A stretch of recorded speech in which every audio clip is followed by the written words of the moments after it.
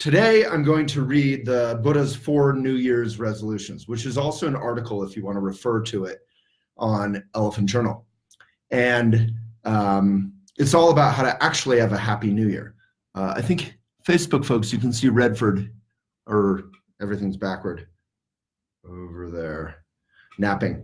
But happy new year. I want to say that to you, and I mean it. But it's often not a happy new year, right? Even for those of us who are in good places, where we're safe, where we have access to education or food or whatever, a lot of us are miserable. It's unbelievable. It's a hard life. And this is, it's also a wonderful, wonderful world and a delightful life. It's all of that at once. So Buddhism is basically, and we've just put the link in Facebook, about how to kind of face all the facts, face the hard stuff like suffering. That's the 4 Noble Truths. And then the path out of suffering to be a benefit to others.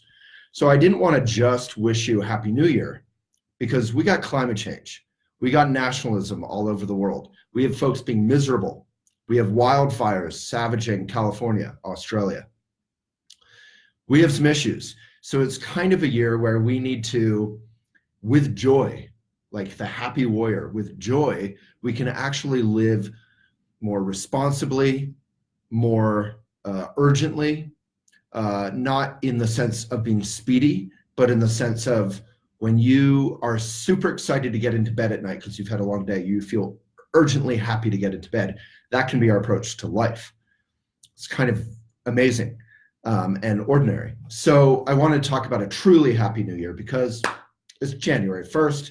All of us were crazy last night, or very boring at home watching a movie with your dog, maybe a little both. And I have, as you can tell, have bed hair, and I'm wearing my robe, pajamas, and a jacket because I just went out and walked Redford.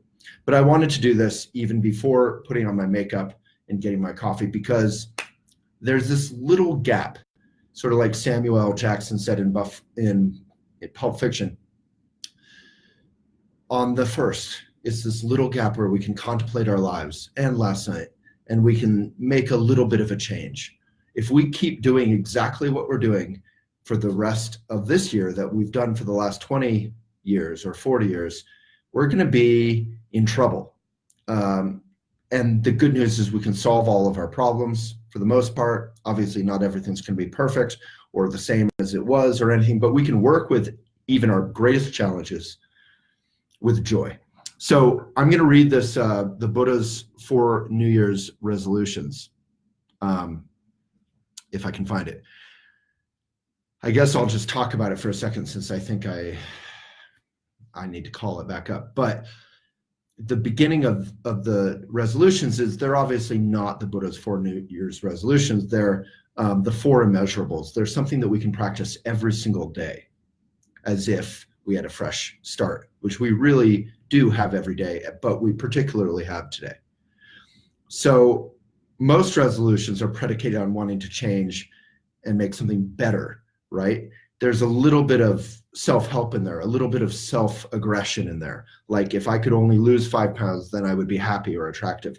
There's some aggression in there, right? Self-aggression. So Buddhism starts with basically both facing the tough stuff, the facts, but also making friends with the parts of ourselves we're not proud of, right? Some of us are proud of some things about ourselves, and we overshow those off.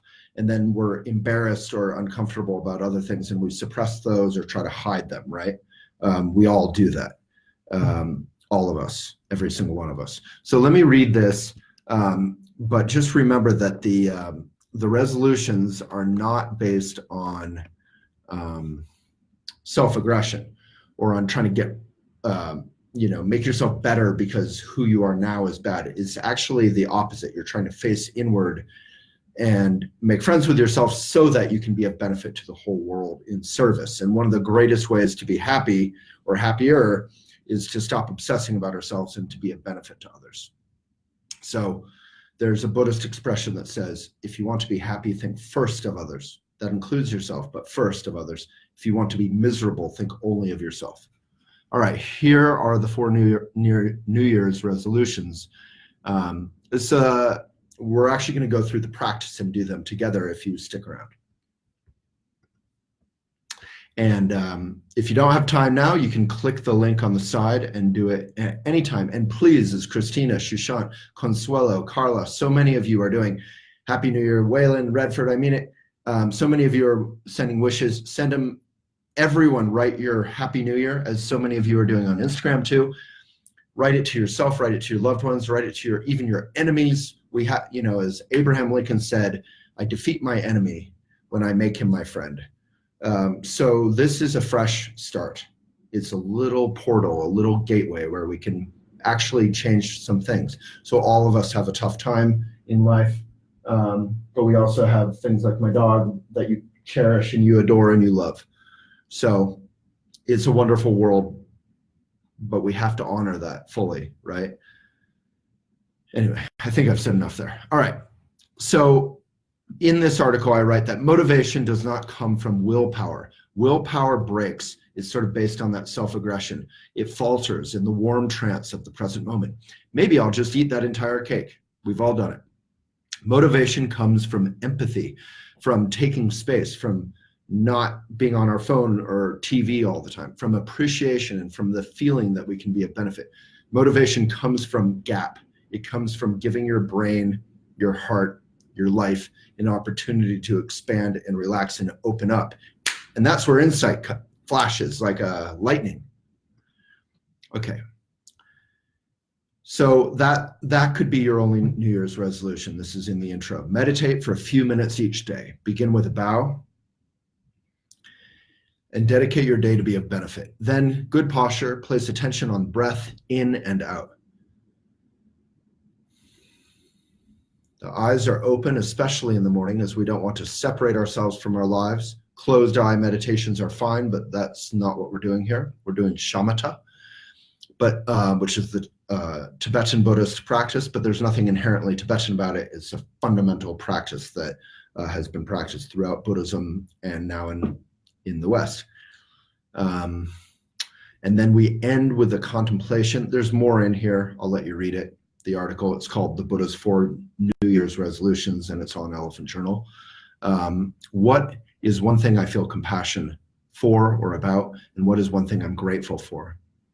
So let's skip toward the Buddha's 4 New Year's resolutions. So traditionally, they're referred to as the 4 limitless qualities or prayers.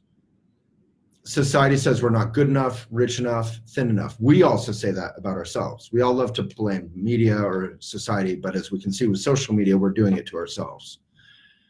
But what if we reversed the usual New Year's resolution trap and did something that worked? All right, here we go. So you recite these to yourself, and we can do that together right now, each for a few minutes.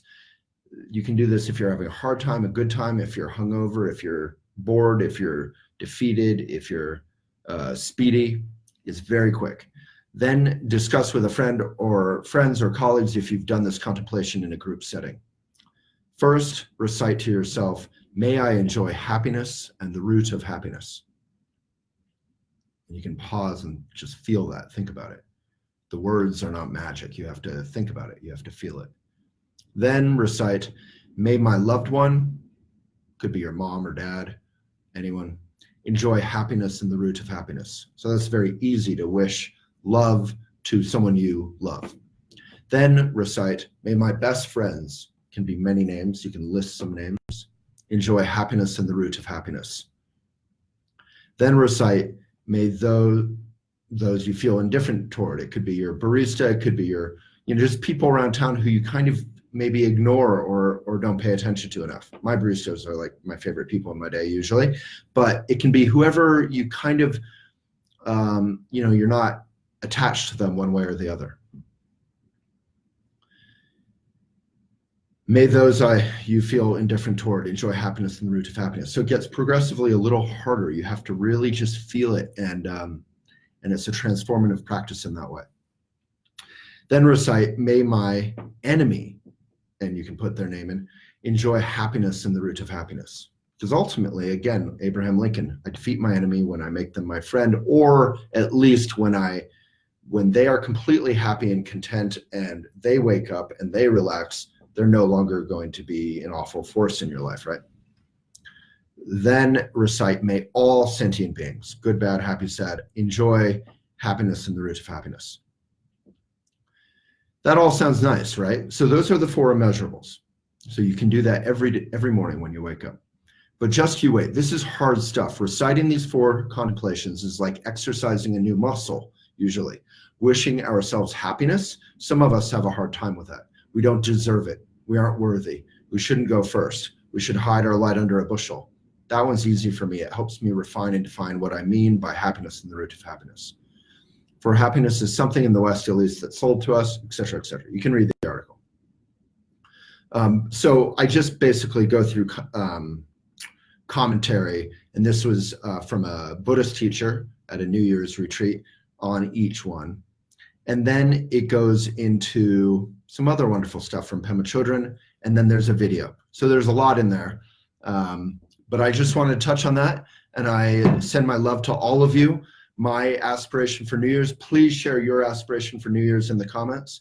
My aspiration for New Year's was simply that everyone, everywhere, have a happy New Year, have a happy year, have a safe year, and that we vote.